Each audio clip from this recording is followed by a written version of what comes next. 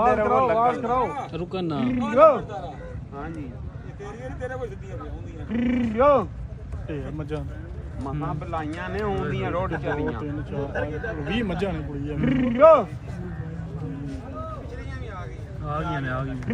ਯੋ ਆ ਮਹਤਾਰ ਇੱਥੇ ਖੜ ਕੇ ਚੋਹਾਂ ਚਾਹ ਪਕਾਈਏ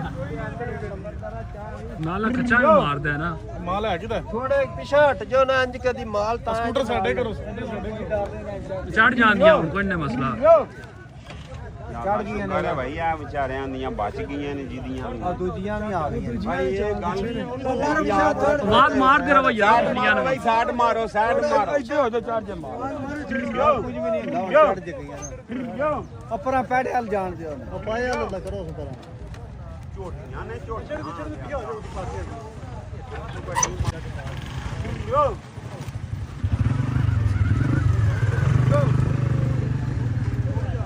ਚੜਾਈਆਂ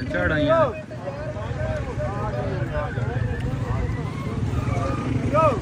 ਆ ਵੱਡੀ ਮਾਈ ਫਾੜਾ ਮਹਤਾਜ ਕਿਉਂ ਕਰਾਂ ਜਾ ਯੋ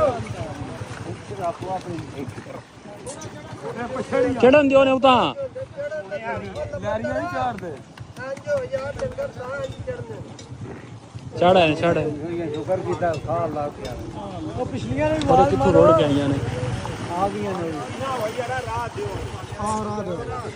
ਇਧਰ ਬੜਾ ਹੀ ਲੰਬਾ ਯੋ ਲੋ ਜੀ ਜਰਾ ਕੋਈ ਹਾਲ ਹੈ ਲੋਰ ਦਿਓ ਕਿ ਰਾਹ ਦਿਓ ਯਾਰ ਪਿੰਡ ਲੋਕ ਚੋਖੀਆਂ ਹਨ ਨਾ ਪਾਣੀ ਦਾ ਡੱਕਾ ਰਿਹਾ ਤਾਂ ਨਿਕਲ ਆਈਆਂ ਉਹ ਵੀ ਆ ਗਈਆਂ ਨੇ ਤਰਾਇਆ ਉਹ ਵੀ ਦੇ ਕਈ ਘਰਾਂ ਦੀਆਂ ਹੋਣੀਆਂ ਨੇ ਨਾਲ ਲੈਣ ਦਿਓ ਨਾ ਕਿਹੜੇ ਪਾਸੇ ਖੜੀਆਂ ਜੀ ਗਰਾਈ ਹਾਂਜੀ ਪਾਉਗੇ ਯਾਰ ਜੀ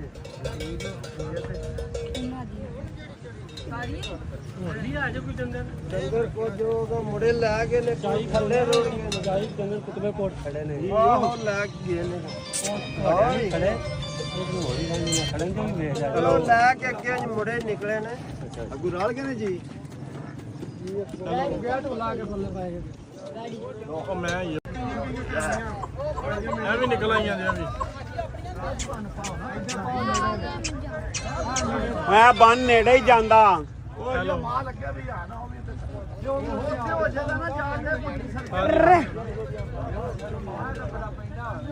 ਮੈਂ ਬੇਲਿਆ ਲਾਇਆ